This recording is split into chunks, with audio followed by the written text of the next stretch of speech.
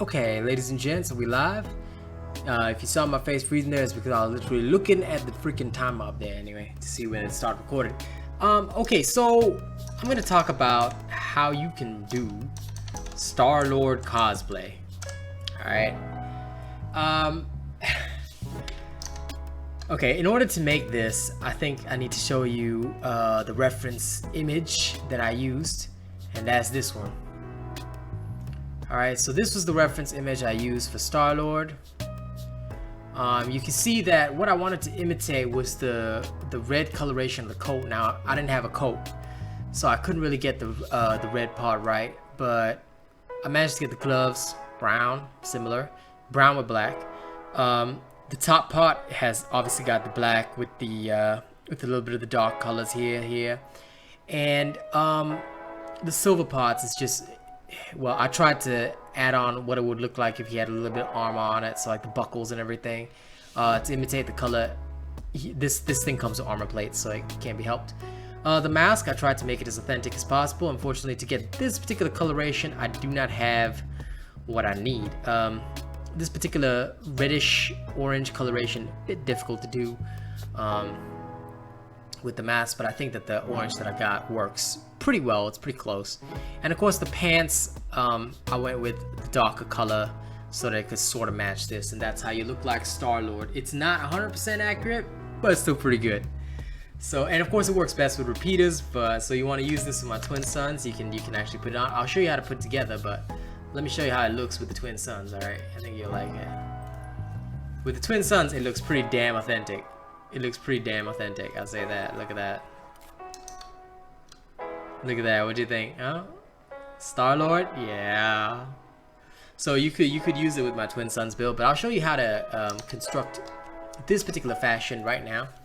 So I'm gonna remove my cam for this part because obviously it'll be easier for you to see. For the helmet, all right, you'll be using the Mechatheric Technovisor. All right, this is from a previous hunt pass, but it'll help you basically create an armor plate on your face, and then you can start messing around with the colors. I basically had black because that affects this part of the mask. Then I had the sterling silver for the face plate, obviously, actually. Somehow the default looks better, I don't know why. Maybe I'll go with the default. But yeah, you see this part would affect the back piece here. So the back piece I wanted it as authentic as possible, so you can use the Obscura dye or the gunmetal from the premium, or Midnight Black, always a safe choice. Alright, from the Champion store. But hang on, maybe I'll go with Obscura, just because I have it. As for this part, right, okay, if you use the default, you're glowing a bit too brightly. There aren't, this one's a bit too pink, this one's a bit too red. It's very hard to get that exact color on it. So quite frankly, in order to get that reddish orange, I actually use the Wildfire dye here. Are there any other options? Yeah, not really. I mean, the Sundown is even brighter in terms of coloration and more towards the yellow side. If you went with the Bloodfire, it becomes way too deep red, so this isn't what you want. Quite frankly, your Wildfire dye is the best choice. All right, that's what I would do anyway. So, chest piece. This one is from the previous Vault store. If you didn't get it, I'm sorry. This one uses the Seismic Flak Jacket. All right, it literally looks pretty cool. Cause again, I don't have a coat. I know my buddy, your boy Razor, has like a premium coat kind of design, but I don't have that. So,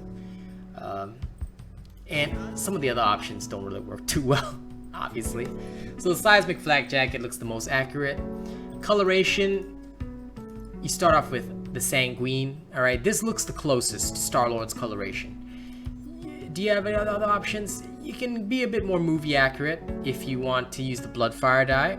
Again, it's a great alternative if you don't have Sanguine, but Sanguine gives you the most comic accurate color. Sterling Silver, another premium color, will be your silver, but you can use the default. There's literally no change. Okay, there's literally no change. Second color, there you go, bang. And then for the third one, I use the Espresso, and that's to get this nice dark brown coloration, almost black. You can see that if you want, the ground break dye also works, but I very much prefer the espresso. It just gives it that crisper feeling. And that's about it. Can you use other colors now, really?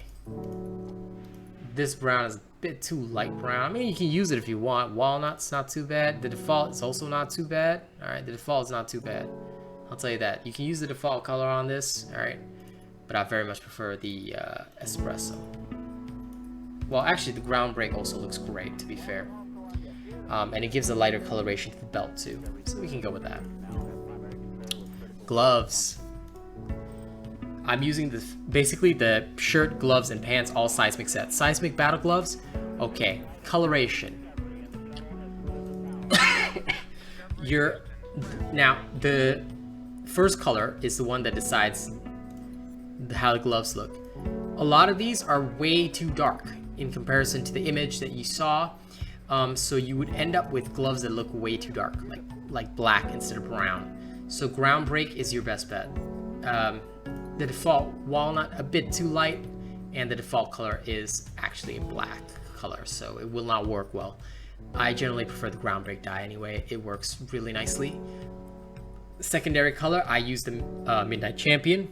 That is to get the black on this area, but again, if you do have it, you can use the Obscura or the Gunmetal. Both of these work really well. I actually prefer Obscura for this one. Gives it a more like metallic feeling.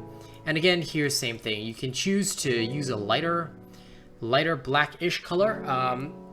Gunmetal is well worth it, or you can just go with the Midnight Champion for that full Vanta Black. But again, Gunmetal is what I prefer here because it gives a slightly lighter coloration. It helps you see the details a little better. Okay, so that's a good choice there. All right, for your legs, same thing, Seismic Combat Greaves, okay? But this one, you have a slightly different color scheme. You will not be using... Okay, where you apply the brown is on the second. Why? Because this affects your boot color. And this is where ground break is literally your only choice. If you go walnut, it's a bit too brown. It's a bit too light brown. I mean, you can still use it though. You can actually use the free brown dye, not too much difference. Okay, but I prefer the ground break just for that slightly crisper color. Okay, but again, the walnut does not look too bad. Okay, ground break. Then for your main color, Midnight Champion Black. Why? Because here, if you go with espresso, his pants turn that color. You don't want that. Obscura, a bit too light. Gunmetal, way too light. It doesn't look good. You can use the default color though.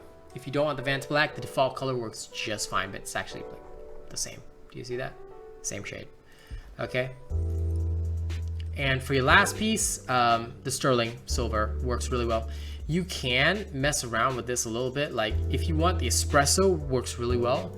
You can use the default to give it that Peter Quill feeling as well. The ground break also gives it a nice feeling. With the last color, literally anything goes. Anything goes. Default is pretty good if you like that.